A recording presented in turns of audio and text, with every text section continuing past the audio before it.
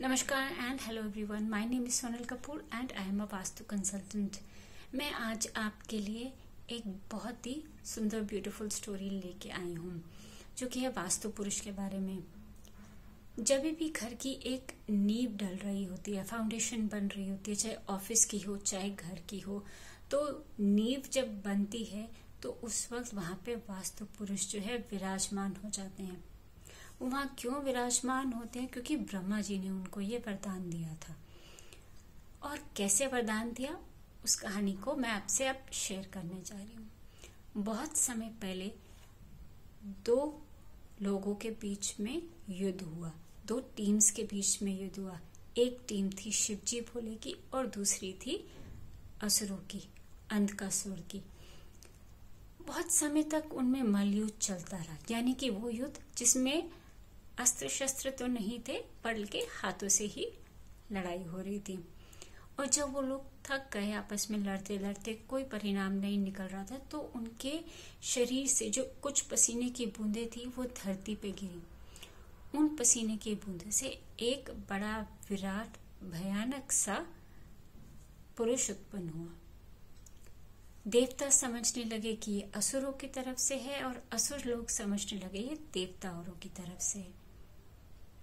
जैसे ही वो भयानक सा पुरुष उठा वहां से, वो शिवजी भोले के पास गया और उनसे परमिशन ली, उनसे बोला कि मुझे बहुत तेज भूख लग रही है, क्या मैं कुछ खा सकता हूँ?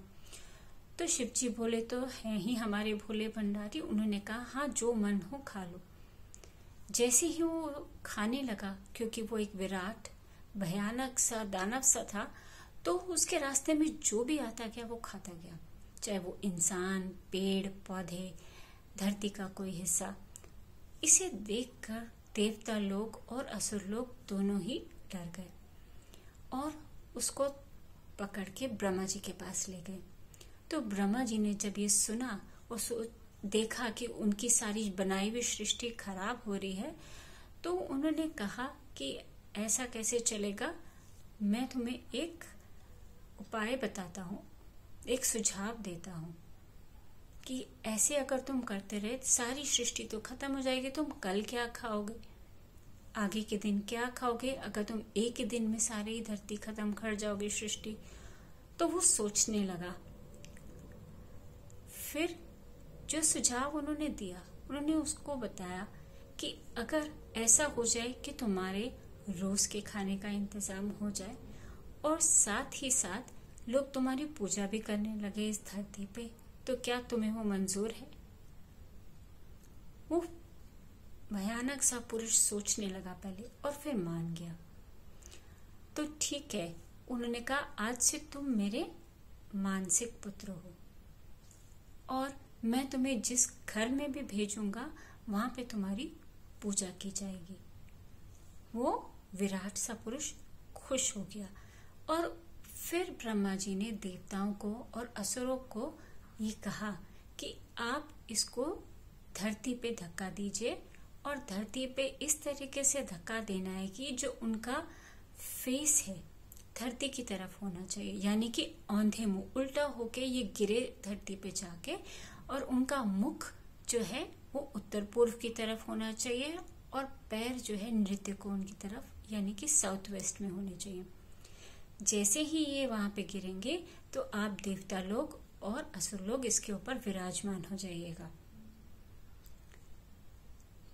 देवता लोग और असुर लोगों ने ब्रह्मा जी से आज्ञा ली, उनकी बात मानी और वहां से चल दिए। जैसे उन्होंने धक्का दिया तो देवता और असुर उस वास्तु पुरुष पे विराजमान हो गए। ब्रह्मा जी ने कहा इसका नाम आज से वास्तु पुरुष होगा, ये मेरे मन का एक्सटेंशन होगा, मानसिक पुत्र होगा। जो भी इस घर में वास करेगा इसकी पूजा पहले करेगा और फिर इस घर में आएगा। जैसे मेरे मन का एक्सटेंशन है, उस इंसान के मन का भी एक्सटेंशन, सोच वैसी होगी। अगर वो पूजा नहीं करेगा तो वहां पे जो असुर हैं उनकी एनर्जी ज्यादा हो जाएंगी। अगर वो पूजा करेगा और तकलीफ नहीं देगा इस वास्तु पुरुष को, तो वहां पे देवता उसकी सहायता करेंगे। और ये है वास्तु पुरुष की कहानी। तो जब भी हम एक नए घर में जाते हैं, शिफ्ट करते हैं, हवन करते हैं, तो हम ये वास्तु पूजा कराते हैं, हवन कराते हैं और ब्लेसिंग्स लेते हैं, ताकि हमारे घर में खुशियां हो, सब अच्छा रहे। और साथ ही साथ एक और बात, जब ब्रह्मा जी ने उनको बोला कि आप औंधे मुंह उनको गिराएंगे, तो जब वो औंधे मुंह गिरे तो जहां पे उनका नेवल वाला एरिया है वो आपके घर का सेंटर पॉइंट है, जिसे आप ब्रह्म स्थान बोलते हैं, यानी कि सेंटर ऑफ द हाउस। हम सेंटर ऑफ द हाउस को भी बोलते हैं कि साफ सुथरा रखिए, हैवी नहीं रखिए। ना वो वॉशरूम हो, ना वो किचन हो, ना वो टॉयलेट हो, ना वो सीढ़ियां हो, क्योंकि ये आपके फाइनेंशियल और हेल्थ लॉसेस बहुत लेके आता है। आपके पेट के ऊपर कोई हैवी सामान रख दे, आप कितना अनईजी फील करेंगे। वैसे ही वो वास्तु पुरुष के साथ भी होता है। तो उस एरिया को बिल्कुल क्लीन और साफ सुथरा रखिए, हैवी चीजें नहीं रखिए, क्लटर बिल्कुल नहीं रखिए। और उसके आसपास कुछ ऐसे स्थान होते हैं, ऐसे सेंसिटिव एरियाज होते हैं जिनके ऊपर आपने हैवी सामान रखा या फिर ड्रिलिंग कराई, तो वास्तु पुरुष को तकलीफ हो सकती है और वो ऑपोजिट यानी कि आपको ही उसका फल देगा। ये जो सेंसिटिव पॉइंट्स हैं, इनको हम मर्मा पॉइंट्स बोलते हैं।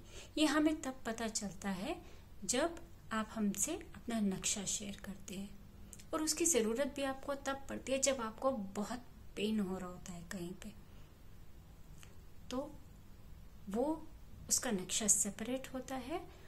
वो हम वास्तु कंसल्टेंट्स आपको गाइड कर सकते हैं, और जैसे ही आप वो वहां से हैवी मशीनरी या नेल निकालते, इमीडिएट इफेक्ट आपको मिलता है। आपको ये स्टोरी उम्मीद है पसंद आई होगी। दोबारा देखिए, सुनिए और शेयर कीजिए कि ये साइंस जो है बहुत मिराकुलस है and it works 100%. Thank you so much. Take care and stay blessed.